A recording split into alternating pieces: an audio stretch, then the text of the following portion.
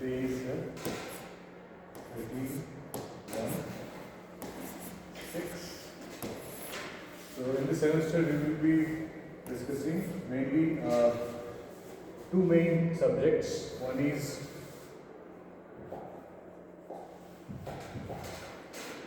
nanoelectronics और दूसरा है computational materials engineering (CME).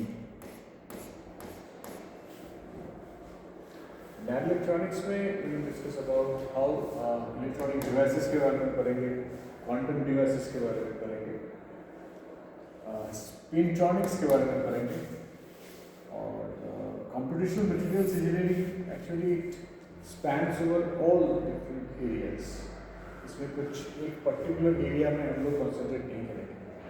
For example, it will comprise of programming language कुछ होगा इसमें.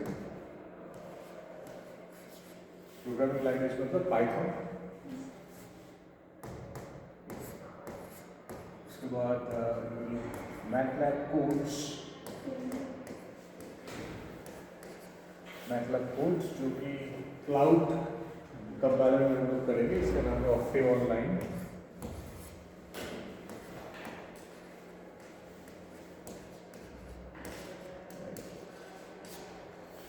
Then we will focus on some cloud computation जैसे कि SimScale. We have been already introduced SimScale. ये computational fluid dynamics में यूज होता है. CFD. Transport parameter में you have been introduced to SimScale. उसके बाद मैथमेटिका बोलती है computational fluid dynamics. मैथमेटिका एक सब्जेक्ट है. मैथमेटिका एक प्लेटफॉर्म है to solve any sort of mathematical equations. इसके बाद कमिंग टू थर्मोडायनामिक कुछ कैलकुलेशंस करेंगे जैसे कि कैलफैट हो गया.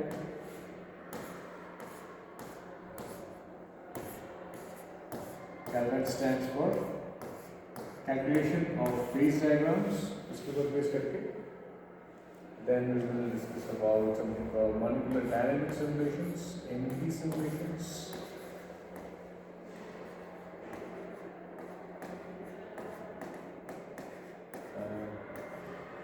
Density functioning theory (DFT). वहाँ पे सॉफ्टवेयर यूज किया जाएगा Orca.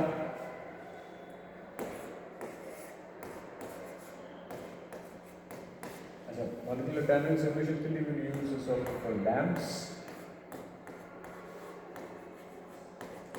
different software है. कुछ ion beam interaction के लिए SRIM, STRIM and TRIM.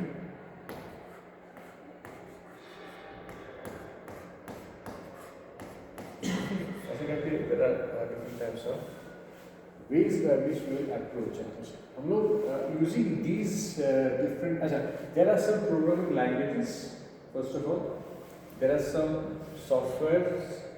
There are some cloud computing और there are some computational techniques. ठीक है, जैसे एक टेक्निक है मोंटे कार्लो.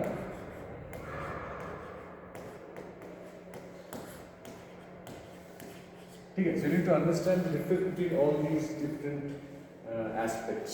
Programming language एक चीज है, computational techniques और एक चीज है, cloud computation और एक चीज है, और software और एक चीज है. Although they are interrelated. फिर हम लोग कुछ आर्टिफिशियल इंटेलिजेंस में जैसे आर्टिफिशियल न्यूरल नेटवर्क डिस्कस करेंगे. Machine learning, ML. We'll go to the AI and AGI. Have a little introduction to AI and AGI, how it works. अच्छा, AI देखो how they are linked. AI and AGI इसका जो language है वो again written in Python. So things will be interchangeable. ठीक है. So जैसे कि मैंने अभी तुम लोगों के साथ जो मैंने डिस्कस किया है, मैंने कुछ शेयर किया तुम लोगों से. मैंने discussed about high entropy allowance. इसका मैंने थोड़ा सा लोगों को इंट्रोडक्शन दे दिया था प्रीवियस में तो हाई एनर्जी अलॉयज में जैसे कि फॉर एग्जांपल हम लोग यहाँ पे बेसिकली विल बी यूजिंग कैलफैट, ठीक है, और मॉलिक्यूलर डायनामिक सॉल्यूशंस। तो एक मेटलर्जिकल मटेरियल्स सिस्टम हम लोग लेंगे और उसमें देखेंगे कि how are these different tools applicable. जैसे हाई एंट्रोपी alloys में कैलफैट is applicable to find out the phase diagrams, molecular dynamic simulation is applicable to find out the properties, predict the properties how they work, ठीक है। इसी तरह से you will also take some different alloy systems, all the different types of alloys हैं वो हम लोग consider करेंगे, ठीक है। So now coming to nano electronics में एक important part aspect होता है quantum mechanics में हम लोग I think but still there is something which you need to know. Quantum mechanics will play a major role when you deal with nano. Then we mainly move on to nanoscale मतलब we will be using quantum structures जैसे single electron transistors, SEP, spin transfer torque, ठीक है। और on-site relations वगैरह तुम लोगों ने already थोड़ा सा इंट्रोड्यूस हम लोगों से हुआ है। स्पिन ट्रांसफर टॉर्क और कुछ नोबल डिवाइसेस, नोबल फिनोमेना,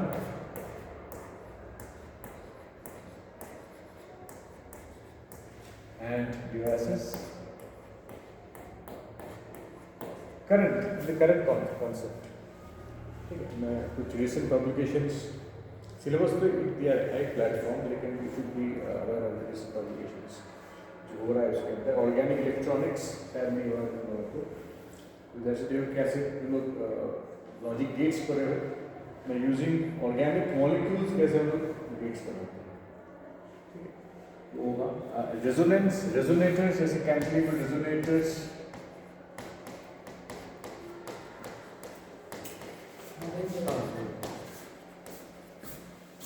फिर MEMS माइक्रो इलेक्ट्रोमैकेनिकल सिस्टम्स और MEMS मतलब देखो मैकेनिकल,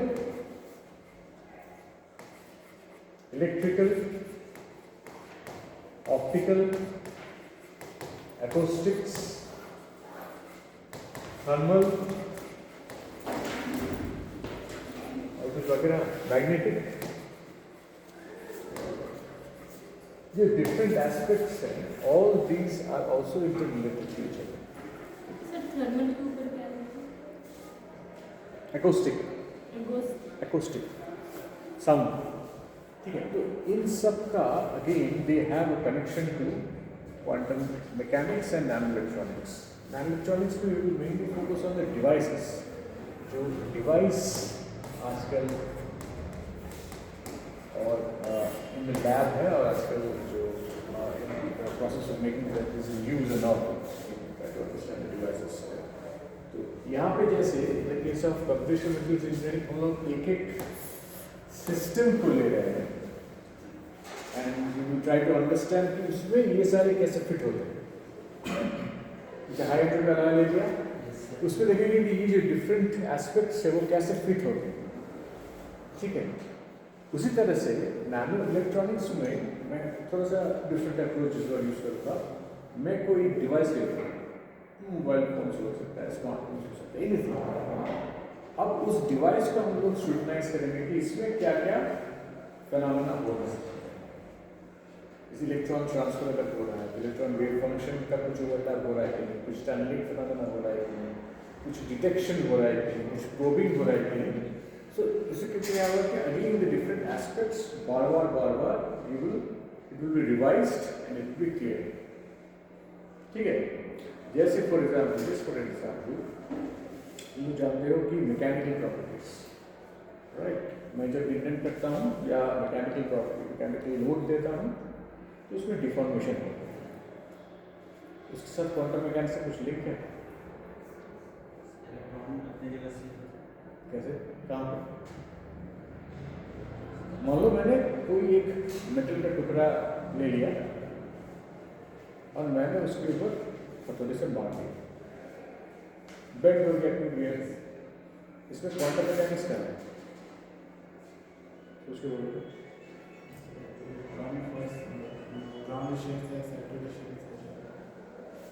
कौन से ग्राउंड स्टेट? हाँ, ब्रेक कर रहा है, हाँ, मतलब एटॉमिक पोजीशंस या बॉन्डिंग में चेंज हो रहा है, तो उसको क्वांटम मैकेनिक्स कहाँ से आएगा? तो quantum mechanics electron wave function का भी कुछ चक्कर है इसमें। एक सिंपल तरीके बोल रहा हूँ, मतलब ब्रेक कर रहा मतलब एटॉमिक बॉन्ड ब्रेक हो रहा है, एटम्स में क्या है? एटम बॉन्डिंग हो सकती है, एक एटम दूसरे एटम के साथ जो बॉन्ड किया हुआ है, कैसे बॉन्ड किया हुआ है? एसपीडीएफ इलेक्ट्रॉन वेव फंक्शन को ओवरलैप्स, है ना? इलेक्ट्रॉन वेव्स फंक्शंस ओवरलैप करके एंटी बॉन्डिंग ऑर्बिटल और बॉन्डिंग ऑर्बिटल तुम लोगों ने केमिस्ट्री में पढ़ा है ना, ऐसे करके तो देख से बॉन्डिंग ओवरलैप, तो मैं एक्सटर्नल फोर्स देके उस ओवरलैप को मैं डिस्टर्ब करता हूँ, सॉर्ट ऑफ परटर्बेशन, ठीक है ना? तो क्वांटम मैकेनिक्स आ गया ना, electron wave function. So this is how the things will work, right? So मैंने कुछ तुम लोगों से शेयर किया है, मैं और भी कुछ आज शेयर कर देता हूँ। मैंने I have started with this topic, high entropy alloy, इसका बेसिक्स तुम लोगों को मैंने दे दिया था प्रीवियस क्लास में, प्रीवियस सेमेस्टर में। मैं थोड़ा सा रिकैप कर देता हूँ, जिस सब लोग आ जाएंगे फिर भी रिकॉर्ड करूँगा। हाई एंट्रोपी एलाय मतलब यू आर यूजिंग इक्विएटॉमिक एलिमेंट्स, जैसे कुछ मान लो ABCD कुछ एलिमेंट्स को लोग,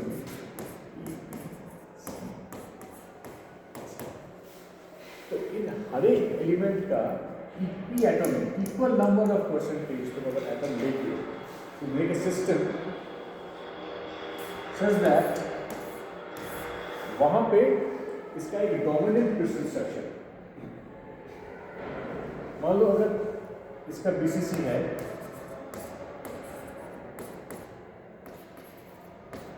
और एक का मान लो FCC है,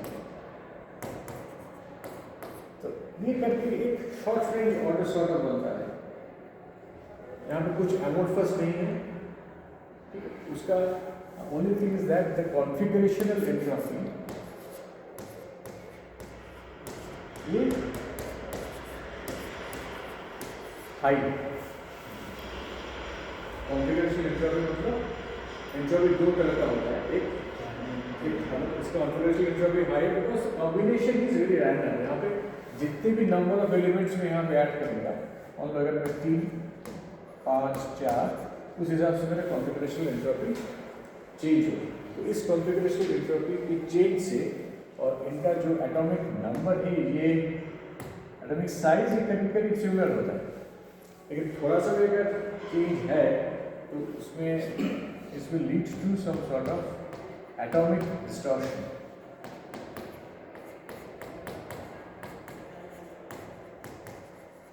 ठीक है, तो एक high configurational entropy is high, एक है एटॉमिक डिस्टॉर्शन, दूसरा है स्लगिश डिफ्यूजन।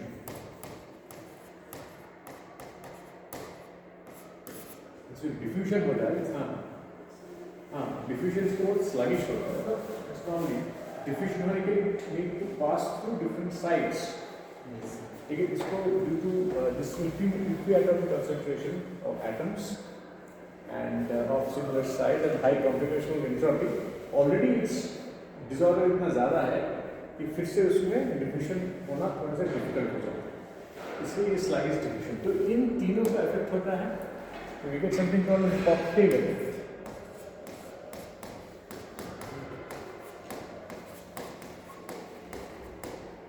ठीक है, we get something called cocktail effect.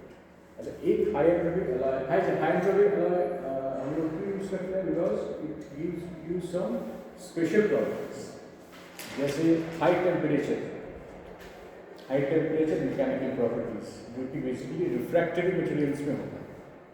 Refractory मतलब टाइटेनियम जिसका बहुत हाई मेल्टिंग पॉइंट हो, जो कि एयरक्राफ्ट एरोस्पेस जहाँ पे टेम्परेचर फ्लक्चुएशंस बहुत ज़्यादा है उस कंडीशंस में यूज होता है। लेकिन हाई एंट्रोपिक अलॉय यूज करके हम देखते हैं कि वर्क्स बेटर देन दैट। तो why it works better than that, उसके लिए we need to understand this particular dynamic theory, exactly उसमें क्या चेंजेस हैं। MD सिमुलेशंस, ये मैं नेक्स्ट क्लास में बोलूँगा। MD सिमुलेशंस एंड कैलपैड ये दोनों का इस्तेमाल करके we try to understand why a certain set of elements forming an high entropic alloy works differently. ठीक है, इसका उसमें इलास्टिक जो यील्ड स्ट्रेंथ उसका बहुत ज़्यादा बढ़ जाता है, बहुत सारे फैक्टर्स आते हैं। There are different types of dislocations being formed.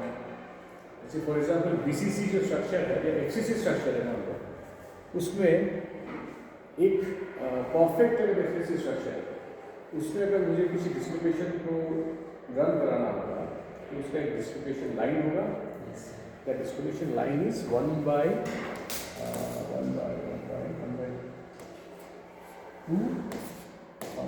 0। इसका मतलब पता है तुमको? ठीक है, लेकिन जो डिस्लोकेशन अराइज होता है, मान लो 1/6 1/2, ये डिस्लोकेशन अराइज होता है अगर मैं हाई एंट्रोपी अलॉय के बारे में, मतलब जस्ट फॉर एग्जाम्पल। सो इसमें क्या होता है कि परफेक्ट लैटिस अगर बहुत है FCC का, तो उसमें जो डिस्लोकेशन डायरेक्शन होता है यहाँ पे, हालांकि FCC बना है लेकिन थोड़ा सा डिस्लोकेशन डायरेक्शन अलग होगा। मतलब it actually these are the partial।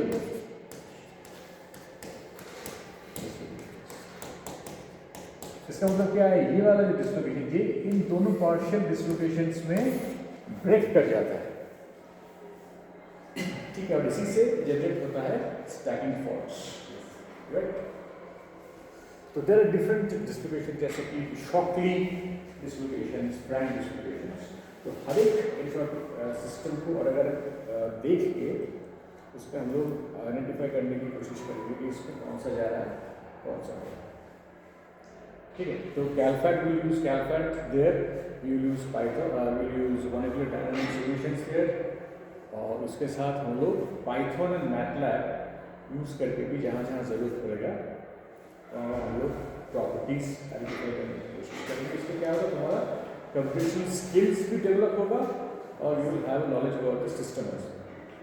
And the same thing you will do it for nano electronics, but वहाँ पे क्या हुआ कि instead of having a system you will have a device. ठीक है, सो अभी सीनियर्स का वो क्लास हो रहा है। ठीक है, तो I will just stop here.